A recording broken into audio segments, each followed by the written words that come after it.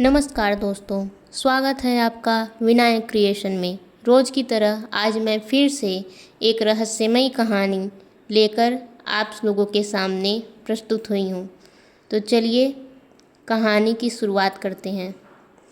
दोस्तों, कभी कभी प्रकृति ऐसी जगह छुपा देती है जहाँ पहुँचकर इंसान अपनी किस्मत को बदल देता है। आज की कहानी एक ऐसे नीले पहाड़ की है जहाँ हर किसी को जाने की इजाज़त नहीं थी। आखिर उस पहाड़ में ऐसा कौन सा रहस्य छिपा था? तो आइए कहानी की शुरुआत करते हैं।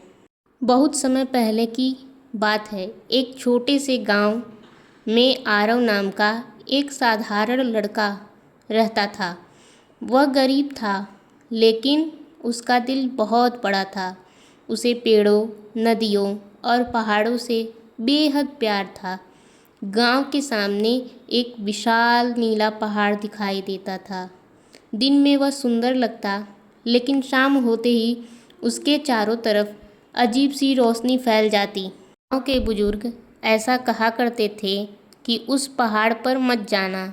जो भी गया वह कभी पहले जैसा लौटकर नहीं आया। लेकिन किसी को यह पता नहीं था कि वहाँ आखिर होता क्या है। एक दिन आरव अपनी बीमार माँ के लिए जड़ी बूटी ढूंढने जंगल में चला गया। चलते चलते वह अनजाने में उसी नीले पहाड़ की ओर पहुँच गया। रास्ते में रंग बिरंगे फूलों से ढके पेड़ मिले। हवा इतनी शांत थी कि केवल पक्षियों की मीठी आवाज़ सुनाई दे रही थी। सामने एक बिल्कुल साफ नीली झील थी, जिसमें आसमान का रंग घुला हुआ था। जैसे ही आरव झील के पास पहुंचा, उसे लगा कि पानी में कोई उसे देख रहा है। उसने झुककर देखा, लेकिन पानी में उसका चेहरा नहीं था। वहाँ एक वृद्ध साधु दिखाई दे रहे थे। आरव उन्हें देखकर घबरा गया।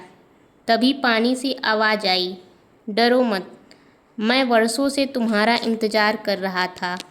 आरव घबरा गया और कांपती हुई आवाज़ में पूछा, आप कौन हैं? साधु बोले, मैं इस पर्वत का रक्षक हूँ। बहुत पहले यह जगह लोगों के लिए खुली थी, लेकिन जब लोगों का लालच बढ़ गया, तब पहाड़ ने खुद को दुनिया से छुपा लिया। आरव ने पूछा, फिर मैं यहाँ कैसे आ गया? साधु मुस्कुराए, क्योंकि तुम लालच लेकर नहीं, अपनी माँ की मदद करने आए हो। इतना कहते ही झील का पानी चमकने लगा। पानी से तीव्र रोशनी आने लगी और पानी के बीचों बीच पत्थरों की एक सीढ़ी दिखाई देने लगी। साधु बोले, यदि तुम्हारा मन सच्चा है तो यह रास्ता तुम्हें पहाड़ के शिखर तक ले जाएगा, अन्यथा तुम बीच में ही डूब जाओगे। आरव को भय लगा, लेकिन आरव ने धीरे धीरे सीढ़ियों पर कदम रखा। हर कदम पर उसे अपनी ही जिंदगी की एक याद दिखाई देती। कहीं वह बचपन जहाँ वह भूखे पंछियों को दाना डालता, उनकी सहायता करता, उन्हें पानी पिलाता, तो कहीं एक घायल हिरण की मदद कर रहा था। कहीं वह अपनी आखिरी रोटी खुद भूखा होने के बावजूद किसी भूखे बच्चे को दे रहा था। जैसे जैसे वह पहाड़ के ऊपर पहुंचा, पहाड़ की नीली रोशनी और तेज हो गई। शिखर पर पहुंचते ही उसने एक विशाल वृक्ष देखा, जिसके पत्ते चांदी की तरह चमक रहे थे। उसे वृक्ष को चांदी का वृक्ष कहा जाता था।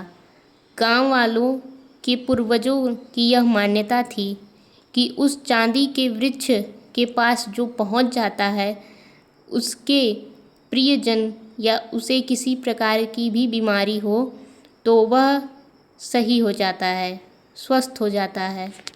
जब आरव ने उस चांदी समान वृक्ष को देखा तो वह बस आंखें फाड़ फाड़ कर उसको देखता ही रहा। सहसा उसकी नज़र वृक्ष के नीचे एक छोटे से नीले पत्थर पर पड़ी। साधु की आवाज़ गूंजी, यह कोई साधारण पत्थर नहीं, यह जीवन मणि है जो हर बीमारी को ठीक कर सकती है। लेकिन यह केवल उस इंसान के हाथ में चमकती है जिसके मन में स्वार्थ न हो। आरव ने जैसे ही मणि उठाई, पूरा पहाड़ नीली रोशनी से आभावान हो उठा। लेकिन उसी समय एक तेज हवा चली और अचानक एक काली परछाई आरव के सामने आ गई।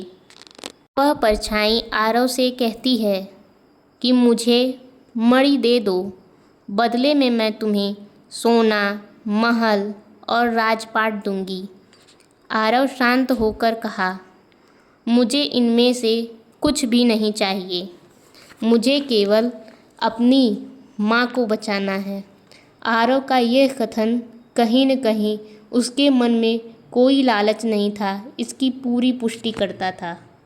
जैसे ही आरव ने परछाई को इनकार किया, परछाई धुएं में गायब हो गई। साधु मुस्कुराए और बोले, यह तुम्हारी अंतिम परीक्षा थी। उन्होंने कहा, जिसने लालच को हरा दिया वही इस पहाड़ का सच्चा अतिथि कहलाता है। आरव मणि लेकर वापस लौटा। जैसे ही उसने मणि की प्रकाश को माँ पर डाला, माँ धीरे धीरे स्वस्थ होने लगी। लेकिन मणि की चमक धीरे धीरे समाप्त होने लगी।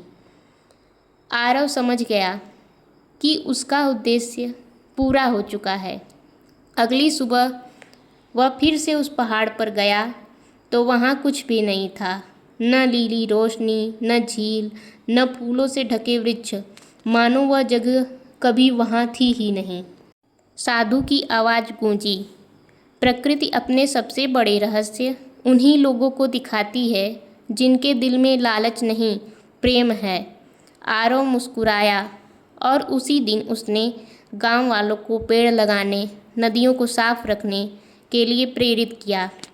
कहते हैं कि आज भी जो कोई सच्चे दिल से पहाड़ खोजने निकलता है तो कभी कभी शाम ढलते समय कहीं वही नीली रोशनी दिखाई देती है, लेकिन रास्ता उन्हें मिलता है जिनका दिल साफ होता है। इस कहानी से हमें यही शिक्षा मिलती है कि जीवन में लालच से बचकर रहना चाहिए, अर्थात लालच कभी नहीं करना चाहिए। दोस्तों, अगर आपको हमारी ये कहानी पसंद आती है तो चैनल को लाइक, सब्सक्राइब अवश्य करें और आप इतनी देर तक कहानी में हमारे साथ बने रहें, उसके लिए आपका बहुत बहुत धन्यवाद। चैनल को सब्सक्राइब करना ना भूलें। धन्यवाद।